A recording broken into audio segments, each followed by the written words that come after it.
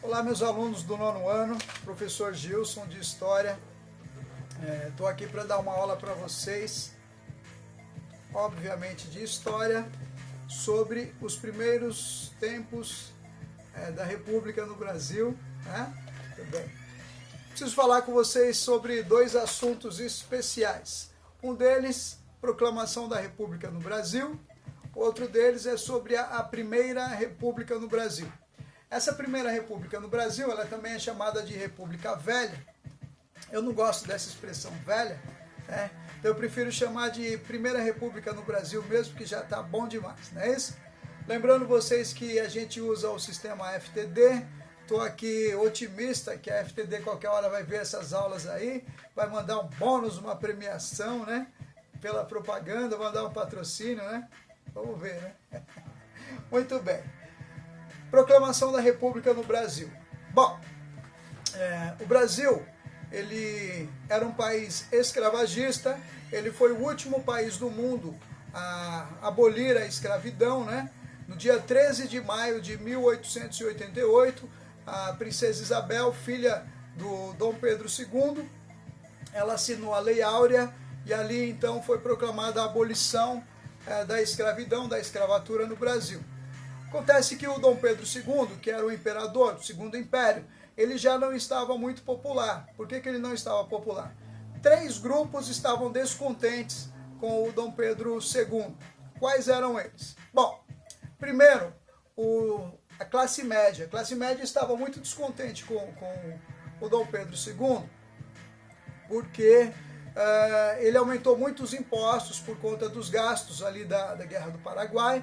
Então, por pagar muitos impostos, a classe média estava descontente. O segundo grupo que estava muito descontente com o Dom Pedro II, quem que eram eles? Eram os militares. A vida militar ela era muito dura, os chefes militares eles se sentiam desvalorizados pelo Dom Pedro II e se sentiram fortalecidos também por conta da Guerra do Paraguai, de virem vencedores da Guerra do Paraguai.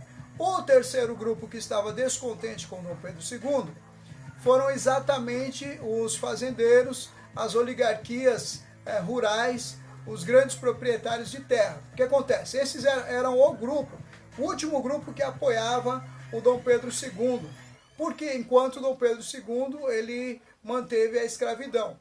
Na medida em que foi abolida a escravidão no Brasil, então esse grupo perdeu a mão de obra escrava. Então, esse foi o terceiro pilar e o terceiro grupo que, descontente, retirou o apoio que dava ao Dom Pedro II. E assim, então, os militares deram o golpe militar chamado Proclamação da República do Brasil.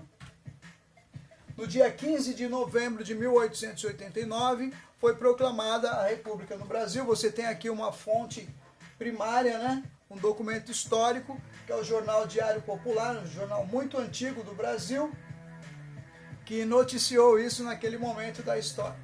Muito bem, então assim foi feita a proclamação da República Brasileira, e nesse primeiro período da República Brasileira, o Brasil foi governado por 2 presidentes que eles eram exatamente militares, eles vieram ali dos militares, não é isso?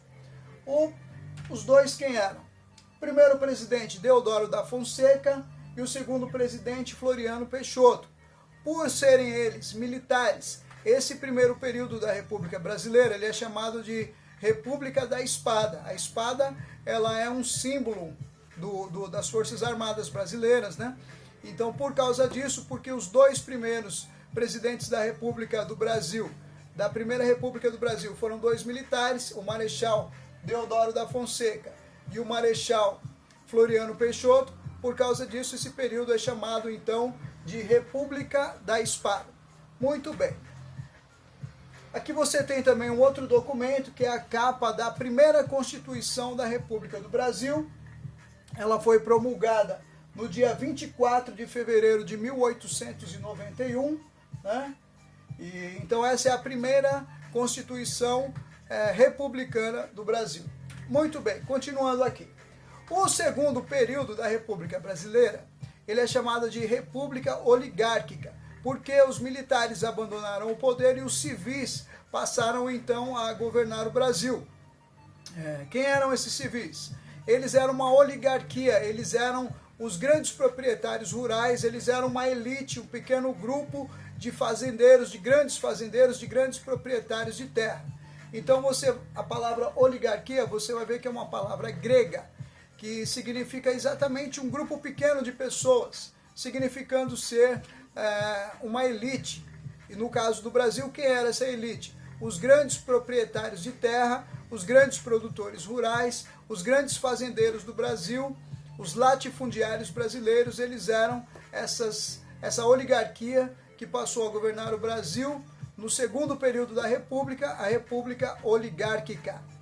Bom, muito bem. Nesse mesmo período da história, houve um fenômeno político do Brasil, da história política brasileira, chamada coronelismo. O que acontece? Quando houve a proclamação da República do Brasil, antes da República, quando Dom Pedro I ele proclamou a independência do Brasil, houve muita resistência contra a independência do nosso país, do Brasil. E quem é que fazia essa resistência? Eram as forças armadas de portugueses leais à coroa portuguesa que estavam aqui no Brasil. Então foi necessário fazer uma Guarda Nacional. Essa Guarda Nacional, ela era chefiada também por líderes importantes locais de todos os lugares do Brasil. Eles também eram grandes fazendeiros, eles pagavam seus seguranças armados, que eram os jagunços. Então eles tinham poder econômico e poder de fogo, poder militar, porque eles tinham jagunços. E essas pessoas foram os que formaram a Guarda Nacional, que posteriormente veio a ser também o Exército Brasileiro. Mas especialmente esses chefes militares locais, esses fazendeiros locais, eles receberam um título não oficial de coronel. Então ele não é um título oficial, ele é um título local. Então cada um deles foi chamado de coronel alguma coisa, né? Sem ser oficialmente um coronel. Então esse é um período histórico e político brasileiro, um fenômeno chamado coronelismo. Muito bem. Como eu disse para vocês, esses coronéis eles tinham jagunços. Quem eram os jagunços? Eram pessoas armadas que faziam sua segurança, que prestavam serviços militares, serviços de pessoas armadas, né, que cuidavam da fazenda e cuidavam de questões em que os coronéis precisavam fazer pressão, precisavam de luta armada. Muito bem, então esses eram os jagunços. Bom, nesse mesmo período histórico, houve um outro fenômeno político que a gente chama de voto de cabresto. Por que voto de cabresto? Entenda uma situação. Esses fazendeiros, esses coronéis, esses donos de fazendas, eles também tinham lá pessoas agregadas e dependentes deles, que eram pequenos camponeses, pessoas que viviam de favor, que arrendavam a terra, que queriam um pedaço de terra ali para trabalhar, e em troca disso, eles se viam obrigados a dar apoio político, evidentemente, para o coronel local.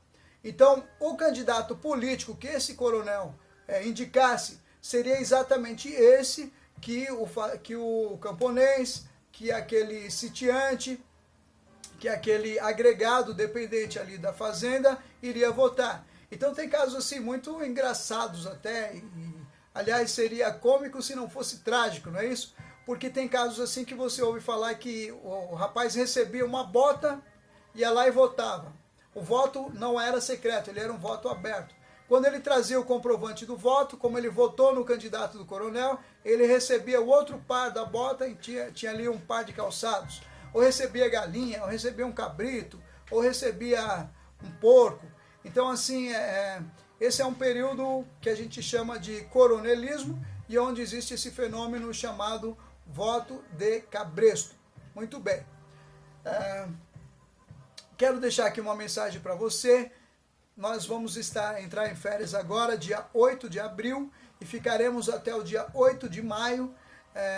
Te desejo tudo de bom, saúde para sua família, que você e sua família estejam bem, estejam seguros, lavem muito bem as mãos, usem álcool gel, fica ali guardadinho em casa, protegido em casa, a gente vai voltar, a gente vai ficar bem e tudo vai ficar certo, e tudo vai dar certo, tá bom? Que você fique bem, torço muito por você e pela sua família.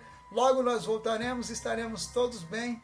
Tudo de bom para você e sua família. Tchau, tchau.